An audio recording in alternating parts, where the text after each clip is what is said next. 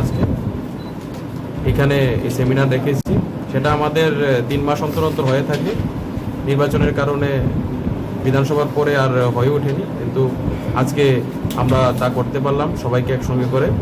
এখানে আমার সঙ্গে উপস্থিত আছেন আমাদের পার্টির ওয়ার্কিং প্রেসিডেন্ট এবং টিওআইআরপিসিরও উনি রাজ্য সভাপতি শ্রী অনন্ত দেববর্মা, এবং উপস্থিত আছেন ডক্টর জিতেন দেববর্মা এবং অন্যান্য টিওআইআরপিসির যারা এবং আরপিআই যারা পদাধিকারী আছেন ওনারা এখানে উপস্থিত আছেন। মূল কি বিষয়ের উপরে আমাদের মূল বিষয় যেটা হলো, আপনারা সবাই জানেন যে আমাদের বিভিন্ন ডিমান্ড ছিল, যে ডিমান্ডগুলি নিয়ে আমরা বিগত দিনে বিভিন্ন ধর্ণা এবং র্যালি করেছি এবং বিভিন্ন জেলা শাসকের কাছে এবং মুখ্য সচিবের কাছে আমরা ডেপুটেশন দিয়েছি। সেই বিষয়গুলি সম্পূর্ণ এখনও সরকার বাস্তবায়ন করতে পারেনি এবং সরকারের সদিচ্ছা আছে, এবং আমরা সেইগুলিকে আবার সরকারের সামনে নিয়ে যাব। এবং আমরা চাইব যে এখানে ওনাদের একটা বক্তব্য ছিল আমাদের পার্টি এবং সংগঠনের টিওআইআরপিসি, যে মাননীয় মুখ্যমন্ত্রীর নিকট যদি ওনারা 4-5 জন প্রতিনিধি গিয়ে বিষয়টি জানাতে পারেন হয়তোবা ভালো হবে। এবং আমিও আশা করি যে মাননীয় মুখ্যমন্ত্রীর আয়ত্তাধীন, যেহেতু বিষয়টা স্বরাষ্ট্র দপ্তরের অধীনস্থ, মাননীয় মুখ্যমন্ত্রী যদি ওনাদের সাথে বসেন তাহলে হয়তোবা এটা কিছু একটা ডিসকাশন হবে, যেটা সামনের দিনে দাবি পূরণে একটা ভালো একটা মাত্রা পাবে। এবং যদি আমরা অফিসিয়ালি সেটাকে কোঅর্ডিনেট করব, আমাদের মন্ত্রী মহোদয়ের অফিস থেকে সেটাকে কোঅর্ডিনেট করা হবে মাননীয় মুখ্যমন্ত্রীর সময় নিয়ে, এবং প্রতিনিধি দল যেন গিয়ে কথা বলতে পারে। যদি কোনো কারণে মাননীয় মুখ্যমন্ত্রী যেহেতু ব্যস্ত মানুষ, যদি ডক্টর মানিক শাহ মহোদয় কোনো কারণে সময় দিতে অসুবিধা হয় বা ওনাদের বক্তব্য জানাতে কোনো কারণে কোনো ইস্যু হয়, তাহলে আমরা নিশ্চয়ই বিষয়টাকে যেন আরও ভালো জায়গায় রাখা যায় তার আমরা চেষ্টা করবো। ইতিমধ্যে আমার সাথে কথা হয়েছে আমাদের কেন্দ্রীয় মন্ত্রী যিনি আছেন আমদাস আটওয়ালে সাহেব, উনি বলেছেন যে অফিসিয়ালি মুখ্যমন্ত্রী যিনি আছেন ত্রিপুরার মাননীয় মুখ্যমন্ত্রীর সাথে একটা সময় নিয়ে দেওয়ার, এখন 4-5 প্রতিনিধি দেখাতে যাবে, কথা বলবে।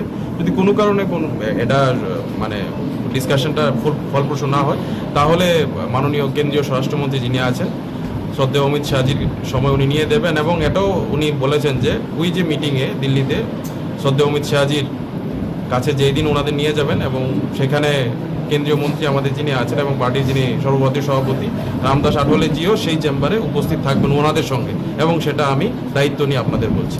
তা আমি চাই যে যেহেতু এটা স্বরাষ্ট্র দপ্তর রাজ্য সরকার অনেকটা করতে পারে, প্রথমত মুখ্যমন্ত্রীর কাছে আমাদের আশা যে উনি এই বিষয়টাকে দেখবেন এবং সেই যে দাবিগুলি আছে সেগুলি শুনে উনি অবশ্যই কিছু একটা ভালো একটা পদক্ষেপ উনি গ্রহণ করবেন। আর এরপরে মানে যা হবে, যদি দিল্লিতে যেতে লাগে ওনাদের স্বরাষ্ট্রমন্ত্রীর সাথে কথা বলতে লাগে, সেটা সেকেন্ডারি ইস্যু। কিন্তু প্রথমত আমরা চাইবো যে মাননীয় মুখ্যমন্ত্রীর নেতৃত্বে যেন এই বিষয়গুলি সমাধানে একটা ভালো পদক্ষেপ গ্রহণ করে। কি দাবি আপনার? দাবিগুলি যেমন আছে, দেখুন দাবিগুলির মধ্যে বেশিরভাগই হলো আজ থেকে 20 বছর আগে রিটার্নিস যারা স্বাভাবিক জীবনে ফিরে এসেছিল ওনাদের কিছু মানে চুক্তি হয়েছিল ভারত সরকারের সাথে, এবং ইন প্রেজেন্স অফ স্টেট গভর্নমেন্টের যারা রিপ্রেজেন্টেটিভ ছিল, সেখানে এম্পাওয়ারমেন্ট একটা বড় ইস্যু ছিল।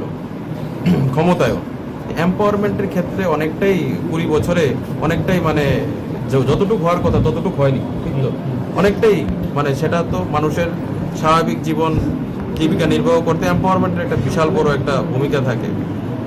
সেটা লোনের মাধ্যমে হোক, বিভিন্নভাবে হোক, এম্পাওয়ারমেন্ট করা, চাকরি দিয়ে হোক।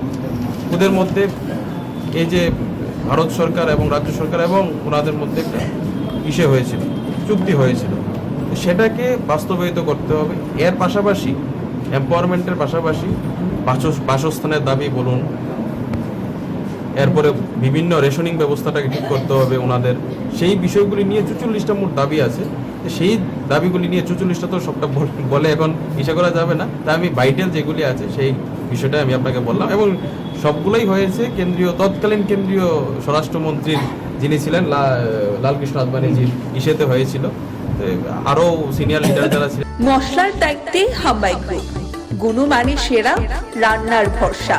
হাম্বাই গুরু মশলা সম্পূর্ণ প্রাকৃতিক, অপার গুণ ও উপকারিতায় পরিপূর্ণ।